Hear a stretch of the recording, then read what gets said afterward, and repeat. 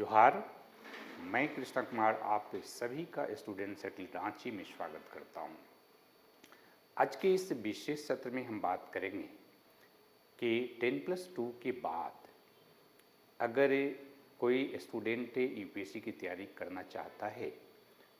तो क्या करें। 10+2 बहुत ही इम्पॉर्टेंट होता है किसी भी विद्यार्थी के लाइफ में, और इसलिए 10+2 के बाद हर कोई अपने करियर को लेकर बड़ा सतर्क रहता है।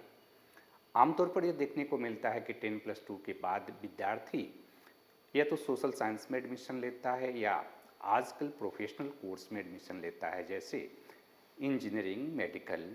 या बीबीए या डिफरेंट टाइप के प्रोफेशनल जो कोर्स हैं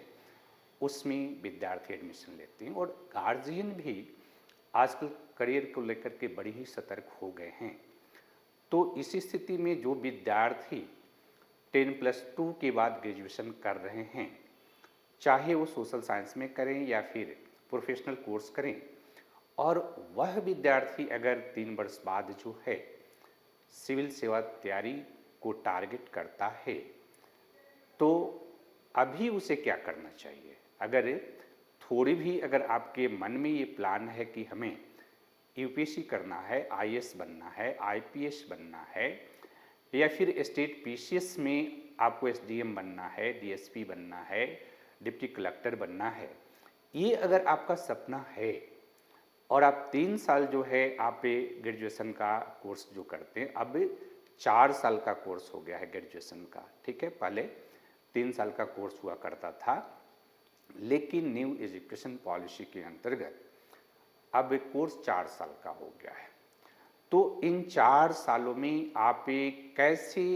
एक बेहतर करियर का प्लानिंग कर सकते हैं। देखिए, यूपीएससी के किसी भी टॉपर से अगर आप बात करते हैं, उसके इंटरव्यू को देखते हैं, तो एक बात क्लियरली सामने आती है कि अगर आपको यूपीएससी तैयारी करनी है या स्टेट पीसीएस भी तैयारी करनी है तो जीएस की तैयारी के लिए एनसीईआरटी का रोल बहुत इम्पॉर्टेंट होता है। और इसलिए जिसके मन भी में थोड़ा सा भी सपना हो कि हमें यूपीएससी की तैयारी करनी है, हमें आईएएस बननी है,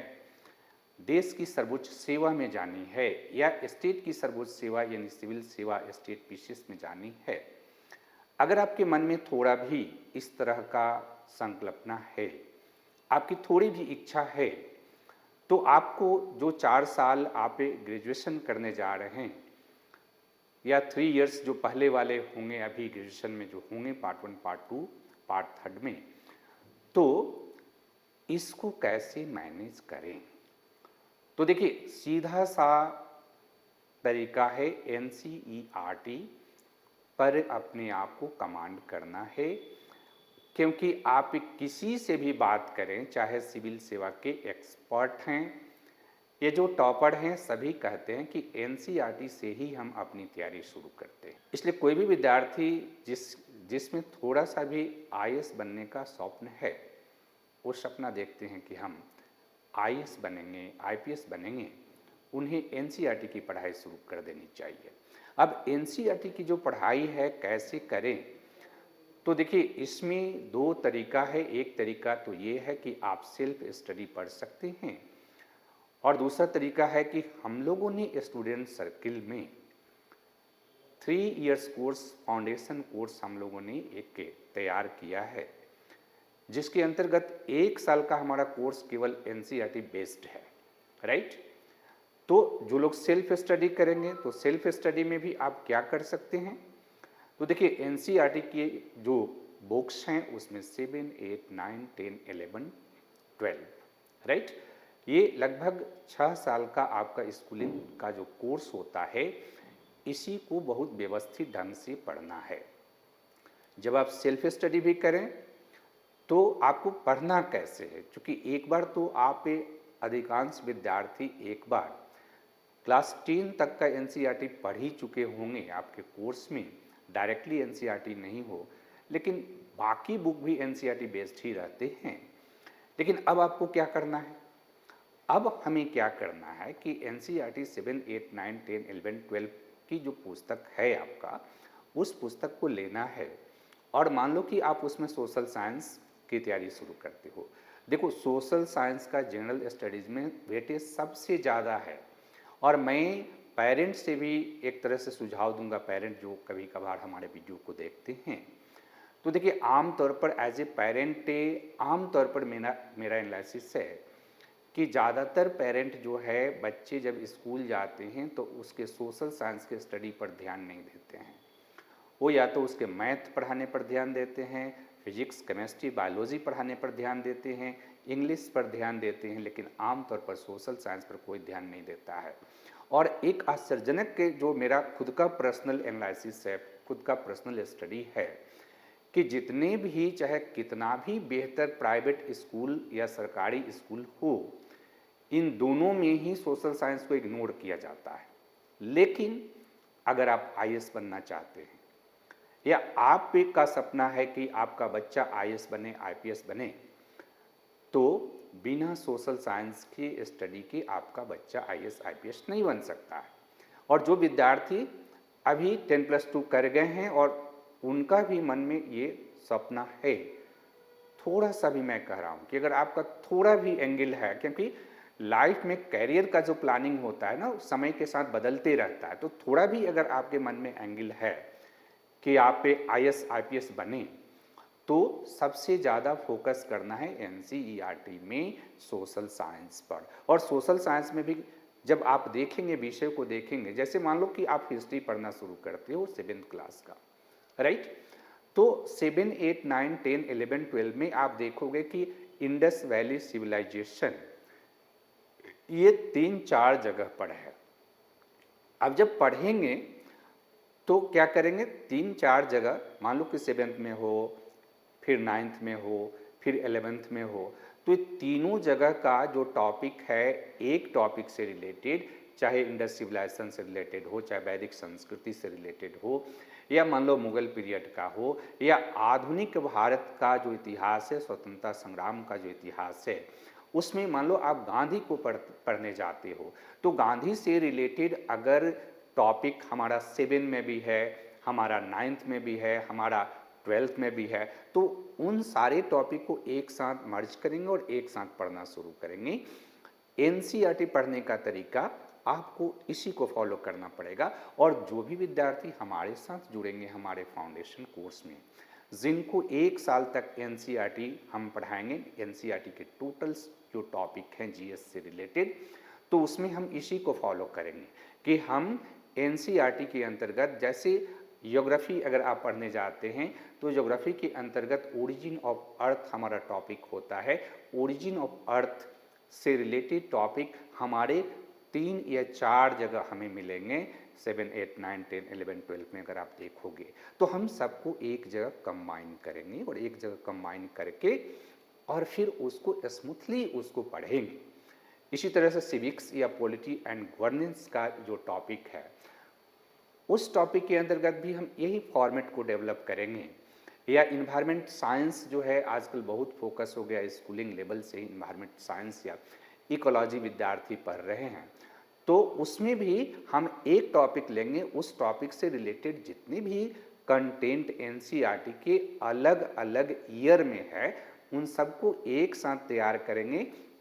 और उस कॉन्सेप्ट को डिस्कस करेंगे, उससे किस तरह से प्रश्न बनते हैं, प्रश्नों का आंसर कैसे लिखा जा सकता है, किस तरह के ऑब्जेक्टिव प्रश्न होंगे, किस तरह के सब्जेक्टिव प्रश्न होंगे,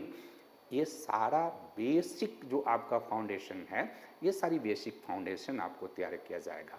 इसी तरह से इकोनॉमिक्स का टॉपिक भी आ जाता है 9, 10, 11, 12 में।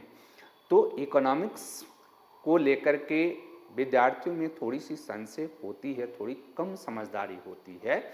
तो वहाँ भी हम इस फॉर्मेट को प्रारंभ करेंगे जिसमें एक टॉपिक से रिलेटेड सारे जो मटेरियल है, सारे जो कंटेंट है, अलग अलग ईयर में उसको एक जगह कंबाइन करके उसका अध्यापन करेंगे। उसमें प्रश्न कैसे बनेंगे, प्रश्न का उत्तर कैसे करेंगे, और उससे रिलेटेड करेंट अफेयर के चीज़ों को भी हम समझाने का आपको प्रयास करेंगे अभी। साथ ही साथ जो साइंस का जो विषय है, जैसे बायो साइंस या लाइफ साइंस, ये बहुत इम्पॉर्टेंट है जीएस के लिए। तो उसके अंतर्गत भी हम 7, 8, 9, 10, 11, 12 के अंतर्गत उसी फॉर्मेट को फॉलो करेंगे। जैसे मान लो साइंस का बेसिक चैप्टर जो है आप सेल पढ़ने जाते हो, तो सेल से रिलेटेड जो टॉपिक है हम देखेंगे कि 7th क्लास में भी है, अगर 9th में भी है, अगर 11th में भी है, तो उन तीनों को हम एक जगह कंबाइन करेंगे और उस कंबाइंड मटेरियल को हम डिस्कस आपके साथ करेंगे, उससे रिलेटेड क्वेश्चन को डिस्कस करेंगे और फिर आपको आप में इस तरह की एबिलिटी डेवलप करेंगे कि हाउ टू राइट आंसर। इसी तरह से फिजिक्स और केमिस्ट्री में भी करेंगे। हालांकि फिजिक्स एवं केमिस्ट्री जो होती है इसके जो टॉपिक, कुछ ही टॉपिक जो है हमारे जीएस में काम करते हैं, फिर भी हम पूरे फाउंडेशन को आपको बताएंगे एनसीईआरटी लेवल का, क्योंकि कई विद्यार्थी जो हैं इस लेवल पर, कुछ विद्यार्थी एनडीए की तैयारी करने जाते हैं, तो जब एनडीए की आप तैयारी करने जाते हो तब पर भी फिजिक्स केमिस्ट्री आपको पढ़नी पड़ती है। तो इसी तरह से कई विद्यार्थी फार्मेसी की तैयारी करने जा रहे हैं, तो फार्मेसी की तैयारी भी अगर आप करने जाते हैं तो उसमें भी बायो साइंस के चीज़ें आपकी रहते हैं। और इस तरह से 1 ईयर का हमारा जो प्रोग्राम होगा वो होगा एनसीईआरटी बेस्ड। आप सेल्फ स्टडी भी कर सकते हैं। अगर किसी भी तरह की आपको हमारे गाइडेंस की आवश्यकता है तो आप हमारे नंबर पर कॉल कर सकते हैं। जो विद्यार्थी एनसीईआरटी बेस्ड कोर्स को 1 साल कंप्लीट करेंगे और अगर वो चाहते हैं, क्योंकि हमारा जो प्रोग्राम है वो 3 ईयर्स है फाउंडेशन कोर्स, राइट, तो अगर सेकेंड ईयर में आप पे एडमिशन लेना चाहते हैं तो फिर सेकेंड ईयर में हम क्या करते हैं कि हम टेक्स्ट बुक जो है, प्रत्येक टॉपिक का जो टेक्स्ट बुक है जो कि रिकमेंडेड टेक्स्ट बुक है, उस टेक्स्ट बुक को एनसीईआरटी के साथ जोड़ करके और आपको आपका जो नॉलेज है उसको एडवांस लेवल पर जाते हैं लेकर के, और फिर थर्ड ईयर में हम क्या करेंगे कि थर्ड ईयर में एनसीईआरटी और टेक्स्ट बुक से जो नॉलेज हमने दिया उसका रिवीजन कराएंगे, आंसर राइटिंग कराएंगे, टेस्ट लेंगे और टेस्ट का एनालिसिस करके और फिर हम आपकी क्वालिटी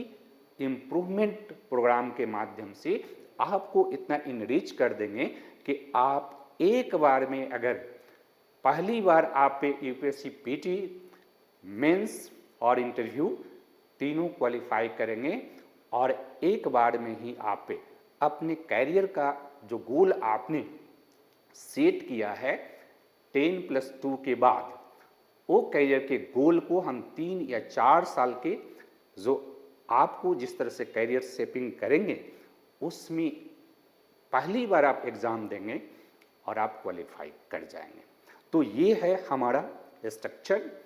और इसमें जिन किसी भी विद्यार्थी को अगर आप हमारे साथ ज्वाइन करना चाहते हैं बहुत अच्छा, अगर आप नहीं ज्वाइन करना चाहते हैं और आपको किसी तरह का पर्सनल मार्गदर्शन की आवश्यकता है, आप हमारे नंबर पर कॉल कर सकते हैं। धन्यवाद।